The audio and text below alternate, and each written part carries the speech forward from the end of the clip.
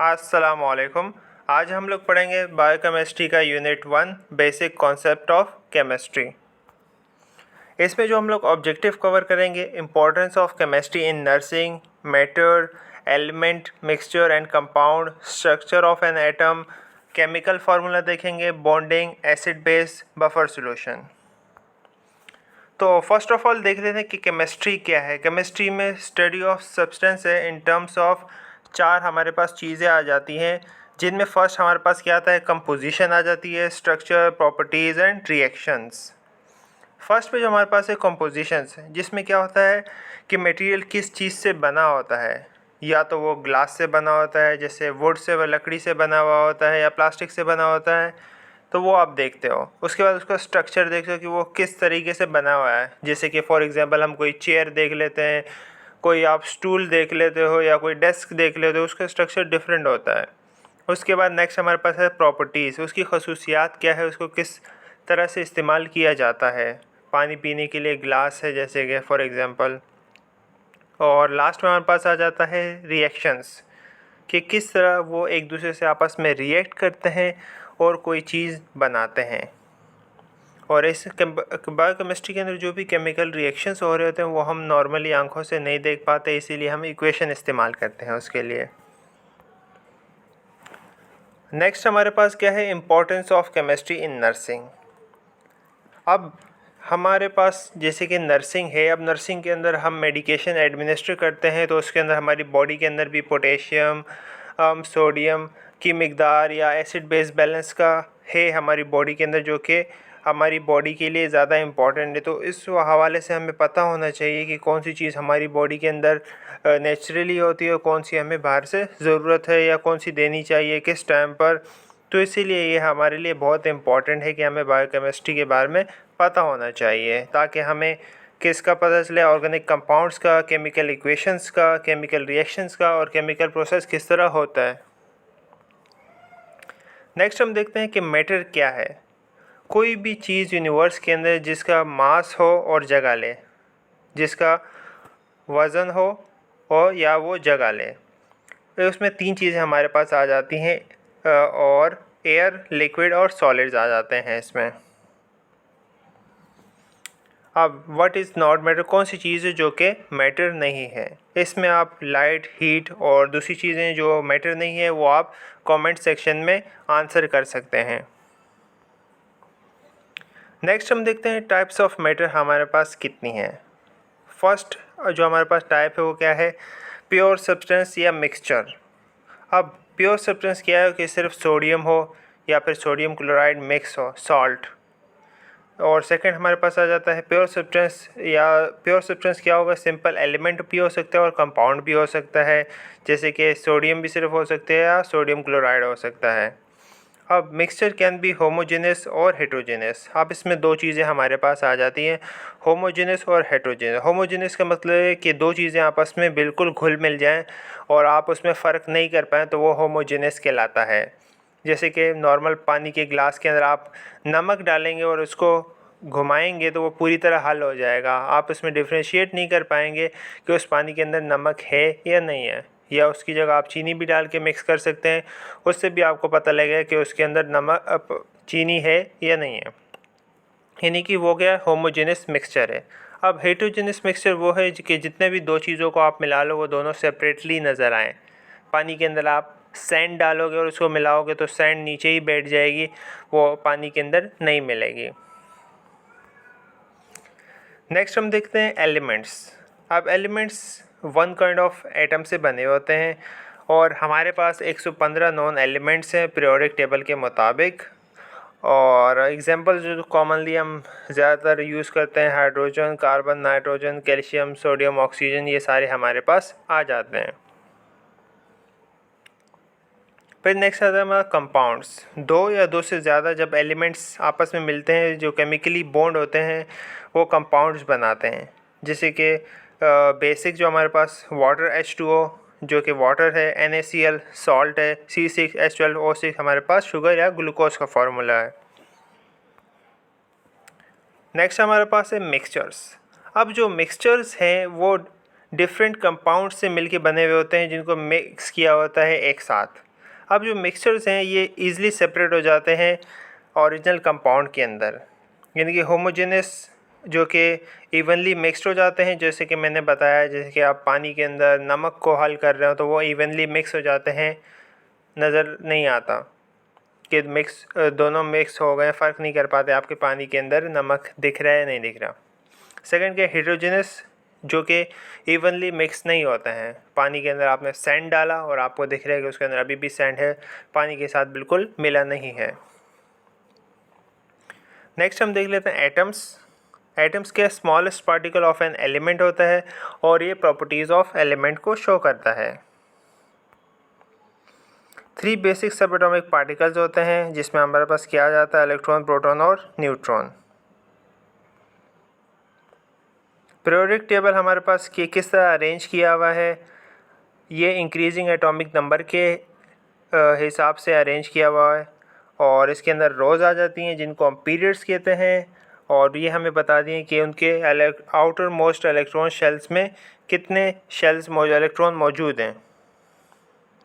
अब जैसे ही उसका लेफ़्ट साइड पे होता जाएगा पीरियोडिक टेबल, 1 से 7 तक हमारे पास ग्रुप आ जाते हैं। 1 से 7 तक हमारे पास क्या है, पीरियड्स हैं, बल्कि 1 से 7 तक हमारे पास पीरियड्स हैं। पीरियड्स का अंदाज़ा आप यहाँ से लगा सकते हो कि मैं आपको कर दूँ ज़रा, सही है। ये पूरे हमारे पास क्या है, पीरियड्स हैं।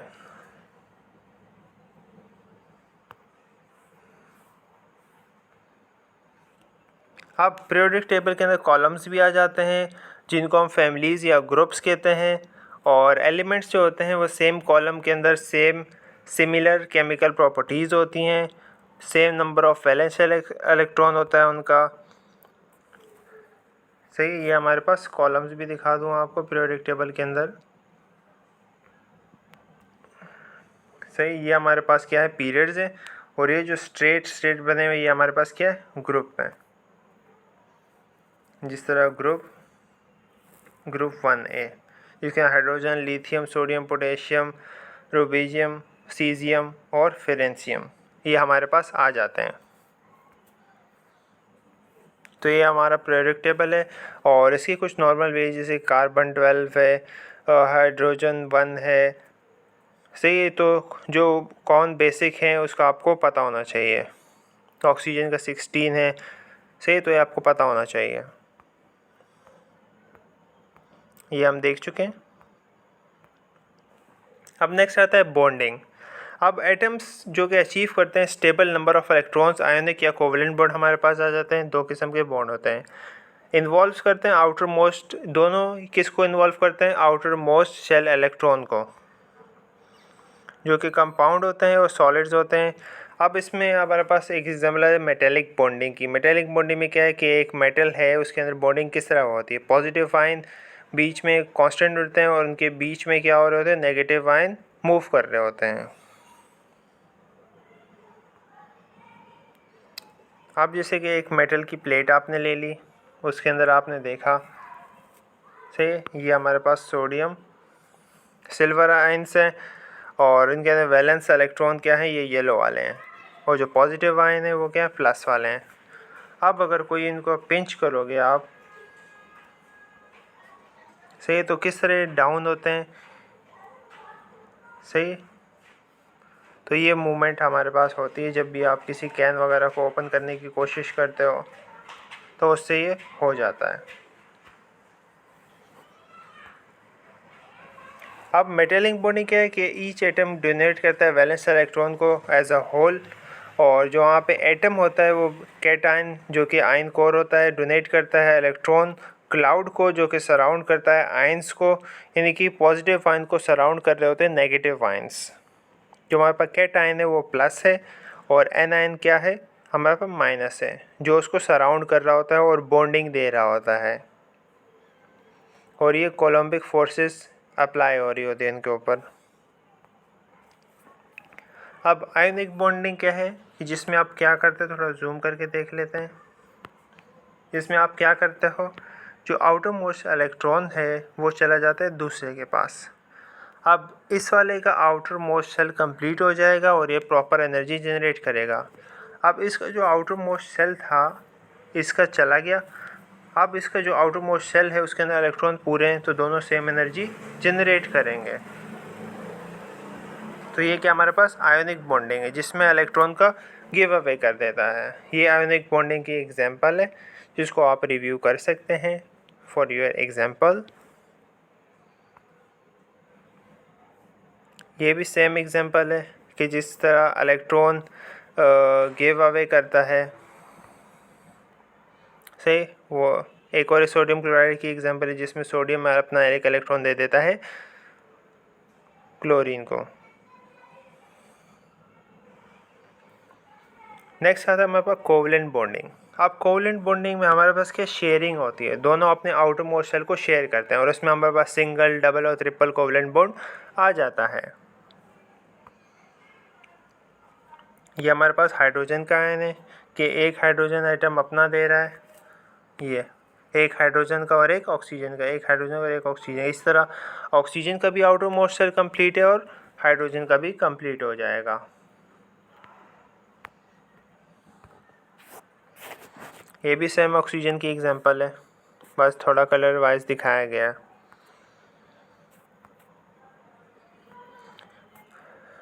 अब नेक्स्ट देख लेंगे कि केमिकल रिएक्शंस को आप किस तरह रिकग्नाइज करोगे। केमिकल रिएक्शन क्या एक प्रोसेस हो जिसके अंदर एक या दो से ज़्यादा सब्सटेंस क्या होते हैं, चेंज होते हैं न्यू सब्सटेंस के अंदर। अब न्यू सब्सटेंस का मतलब ये नहीं है कि कोई नई चीज़ बन जाएगी उनके अलावा, बल्कि जो चीज़ मौजूद है उन्हीं से कोई नई चीज़ बनेगी।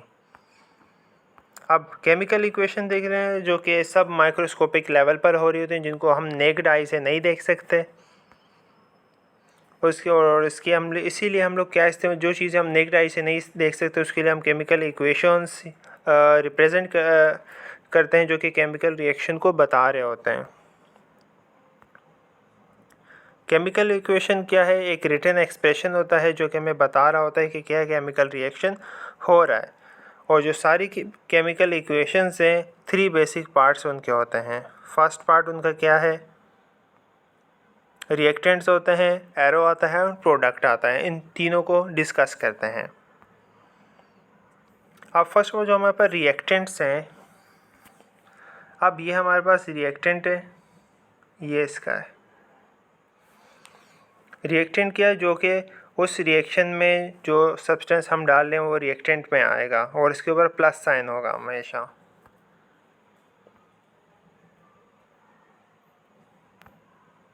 नेक्स्ट होता है एरो। ये क्या, मैथ के लिए हम ये एरो हम किस लिए इस्तेमाल करते हैं, मैथ के लिए इक्वल का साइन इस्तेमाल करते हैं। और थर्ड पे हमारे पास आता है प्रोडक्ट्स, जिसमें एक या दो से ज़्यादा सब्सटेंस जो कि बनते हैं और उनके ऊपर प्लस साइन आता है।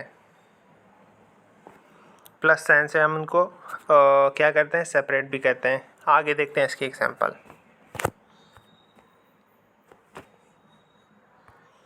Types of equation. अब टाइप्स ऑफ इक्वेशन भी हमारे पास दो आ जाती है। एक तो आता है फार्मूला इक्वेशन, जो कि जिसको आप यूज़ करते हो केमिकल सिंबल्स और फार्मूलास के ज़रिए। से एग्जांपल मैग्नीशियम प्लस सल्फर, तो मैग्नीशियम सल्फेट बन जाएगा। और दूसरी हमारे पास है वर्ड इक्वेशन, जो कि आप यूज़ करते हो नेम्स ऑफ द एलिमेंट और कंपाउंड जो इसके अंदर इन्वॉल्व होते हैं। जिस तरह एग्जांपल ले लो, पोटेशियम प्लस ऑक्सीजन तो पोटेशियम ऑक्साइड बनेगा। यानी कि जिसमें आप पूरी वर्डिंग इस्तेमाल कर रहे हो एक वो आ गया, और जिसमें आप सिर्फ सिंबल इस्तेमाल कर रहे हो तो ये दो हमारे पास इक्वेशंस आ जाती हैं। अब आपको पता कैसे चलेगा कि कहीं जगह पे कोई रिएक्शन हो रहा है, केमिकल रिएक्शन वहाँ पर हो रहा है, आपको पता कैसे लगेगा। और इसके लिए हमारे पास कुछ फैक्टर्स हैं जो कि आपको बताएंगे कि वहाँ पे केमिकल रिएक्शन हो रहा है।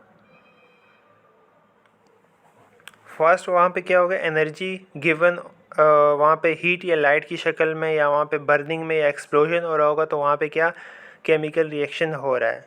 जैसे कि कोई गैस बन रही हो या precipitate forms of solid settle down हो रहे हैं बॉटम में, या कोई कलर या ओडोर चेंज हो रहा हो, कहीं से कोई खुशबू वगैरह या आपको बदबू वगैरह आ रही है, या कोई रिएक्शन हो रहा है फिज़िकली, कोई चीज़ जल रही होती है तो आपको पता लगेगा कि कोई केमिकल रिएक्शन हो रही है, इसकी वजह से वो जल रही है।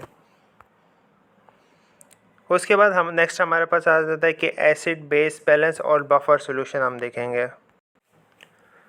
अब इसमें हमारे पास जो एसिड बेस और बफर है, इसमें क्या है, एक एक्वस सॉल्यूशन है जो कि consisting of a mixture of a weak acid and its conjugate base और vice versa. For example the bicarbonate buffering system is use to regulate the pH of blood. अब इसमें जो बायोकार्बोनेट पेशेंट को हम देते हैं, बफरिंग करते हैं, वो क्या रेगुलेट करते हैं, pH ऑफ द ब्लड को रेगुलेट करके रखता है। अब बफर सोल्यूशन एक ऐसा सोल्यूशन है कि जिसके अंदर आप हल्का सा एसिड या हल्का सा बेस डालोगे तब भी वो अपना कलर चेंज नहीं करता है। अब pH एंड बफर का क्या रेशियो है। अब जो a buffer solution is a solution that can resist pH change upon the addition of acid or basic components। Buffer solution वो सोल्यूशन जो कि रेजिस्ट करते हैं pH को। अगर आप उसके अंदर एसिड, हल्का सा एसिड या बेस्ड कंपोनेंट भी डाल दोगे तो उसका pH चेंज नहीं होगा, वो रेजिस्ट करेगा और तो क्या करेगा, वो न्यूट्रलाइज कर देगा स्मॉल अमाउंट जो उसके अंदर आप डाल रहे हो एसिड या बेस की, उसको क्या न्यूट्रलाइज कर देगा और अपनी pH मेंटेन करके रखेगा। अब डिफरेंस क्या है भी एसिड बेस सॉल्यूशन के अंदर, इनको हम देख लेते हैं। अब जो सॉल्यूशन है जिसके अंदर high number of hydrogen ion मौजूद होता है अगर, तो उसके अंदर क्या होता है, तो वो एसिडिक कहलाता है और उसका लो pH वैल्यू होती है। और वो सॉल्यूशन जिसके अंदर higher number of hydro oxide ion होता है वो बेसिक कहलाता है और उसका हाई pH वैल्यू होता है। जबकि जो बफर सॉल्यूशन है उसका जो मॉडरेट pH रहता है, ना एसिड होता है ना बेस होता है, और उसके अंदर आप थोड़ा सा अगर एसिड और बेस भी डालोगे तब भी वो अपनी pH चेंज नहीं करता है। अब इम्पोर्टेंस क्या है एसिड बेस और pH बफर का। अब जो एसिड और बेसिस है इंपॉर्टेंट होते हैं लिविंग ऑर्गेनिजम्स के अंदर, लिविंग थिंग्स के अंदर, बिकॉज इसके अंदर क्या होता है, most enzyme can do their job on the certain level of acidity. कुछ एंजाइम है जो अपनी pH अगर एसिडिक होगी तो वो अपनी एक्टिविटी परफॉर्म कर पाते हैं। सेल्स जैसे कि सीक्रेट करते हैं एसिड और bases to maintain the proper pH for enzymes to work. से जो हमारी बॉडी के अंदर एसिड और बेस हैं वो क्या मेंटेन करते हैं ताकि प्रॉपर pH बने। जब प्रॉपर pH बनेगी तो एंजाइम वर्क करेंगे, अपना काम कर सकते हैं हमारी बॉडी के अंदर। जैसे कि जो एंजाइम पेप्सिन है वो क्या करता है, ब्रेक डाउन करता है प्रोटीन्स को स्टमक के अंदर, और ये तभी फंक्शन करता है जब लो pH होगा, जब pH वहाँ पे एसिडिक होगी। कम का मतलब ये है कि 7 से नीचे की तरफ होगी, 5 4 3 2, तो ये एसिडिक pH कहलाती है। और हमारे स्टमक के अंदर हाइड्रोक्लोरिक एसिड होता है जो कि एसिडिक इन्वायरमेंट बनाता है, सही है, जिसकी वजह से लो pH होती है और एंजाइम जो पेप्सिन है वो एक्टिव हो जाता है और वो आराम से प्रोटीन को ब्रेक डाउन करता है। अब pH क्या है, pH जो है इम्पॉर्टेंट है बिकॉज ये एक ऐसा सब्सटेंस है हमारे स्टमक एसिड्स के अंदर जो कि सर्टेन pH अगर होगी तो एंजाइम अपना काम कर सकते हैं। pH इसलिए भी इम्पॉर्टेंट है बिकॉज ये certain level of order of living organism को सर्वाइव करने में मदद देती है और लार्ज pH स्केल यानी कि 2 और 3 मीटर लॉन्ग तक होता है। अब बफर सॉल्यूशन मोर प्रिसाइसली या pH बफर और हाइड्रोजन आयन बफर भी हम इसको कह सकते हैं। एक एक्वस सॉल्यूशन होता है जिसके अंदर मिक्सचर होता है वीक एसिड का और कंजुगेट बेस का या वाइस वर्सा उसके अंदर होता है। बफर सॉल्यूशन क्या करते हैं, कीप pH को क्या करते हैं, कांस्टेंट रखने में मदद देते हैं। इसकी एग्जांपल ले लेते हैं, तो फर्स्ट में चलते हैं। अब फर्स्ट हमारे पास ये सॉल्यूशन समझो वाइट है, सही है। अब इसके अंदर आपने एसिड डाला तो कलर चेंज हो गया, pH भी इसकी चेंज हो गई। अब ये सॉल्यूशन में हमारे पास वाइट था, इसके अंदर हमने बेस डाला, इसका कलर ब्लू हो गया, कलर चेंज हो गया और pH भी चेंज हो गई। अब ये जो सॉल्यूशन है हमारे पास ग्रीन कलर से हमने एसिड डाला और बेस भी डाला, लेकिन इसके अंदर कोई चेंजेस नहीं आए, ना ही इसका कलर चेंज हुआ और ना इसकी pH चेंज हुई। तो हमारे पास क्या है, बफर सॉल्यूशन है। बफर सॉल्यूशन क्या है, solution which can resist change in pH when small amount of acid और बेसिस इज एडेड। ये बात ज़्यादा इंपॉर्टेंट है, MCQs के लिए भी आ सकती है और आपको पता होनी चाहिए। ये हमारे पास pH का स्केल है। 7 पे हमारे पास न्यूट्रल pH है, 7 से नीचे की तरफ जाओगे तो एसिडिक है, 7 से ऊपर की तरफ जाओगे तो अल्कलाइन है।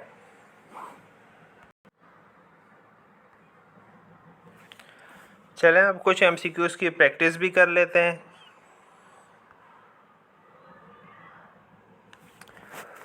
First MCQs, what is the study of substance in terms of. अब वो किस चीज़ की स्टडी है जो कि हम सब्सटेंस की कर रहे हैं, तो सब्सटेंस में हमारे पास क्या आ जाता है, कंपोजिशन आ जाता है। Second MCQs, why is chemistry important in nursing. Chemistry क्यों इम्पोर्टेंट इन नर्सिंग के अंदर, बहुत ही आसान सा आंसर है इसका भी, to understand different organic compounds.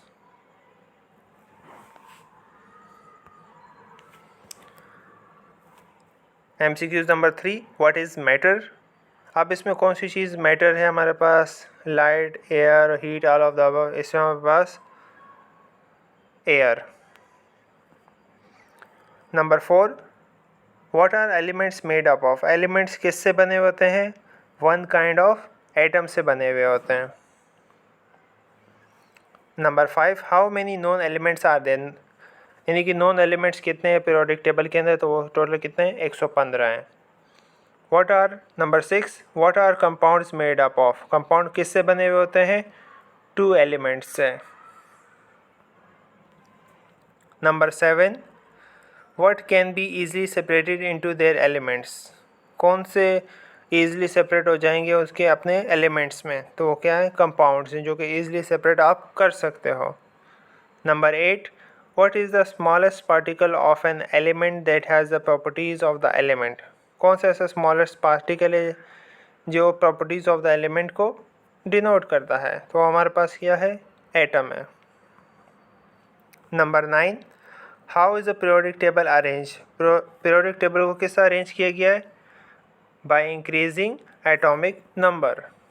Number 10, what is metallic bonding. Metallic bonding क्या है, regular arrangement of positive ions, ion course. Number 11, what is ionic bonding. Ionic bonding हमारे पास क्या है, stealing of electrons. What is the chemical reaction. Chemical reaction क्या करता है, a process in which substances are changed into new substances. Number 13, what is a buffer solution used for to maintain pH stable. Simple answer है इसका, why are acid and bases important in living things। क्यों important है acid base living organisms के अंदर या things के अंदर, to maintain the proper pH for enzyme to work, ताकि एंड जो प्रॉपर पीएच रहे हमारी बॉडी के अंदर, जिसकी वजह से एंजाइम अपना काम सही तरह कर सकें। What is the pH scale used for. अब पीएच स्केल किस लिए यूज़ किया जाता है, टू मेजर द एसिडिटी और basicity of a solution. Thank you, hope you like it.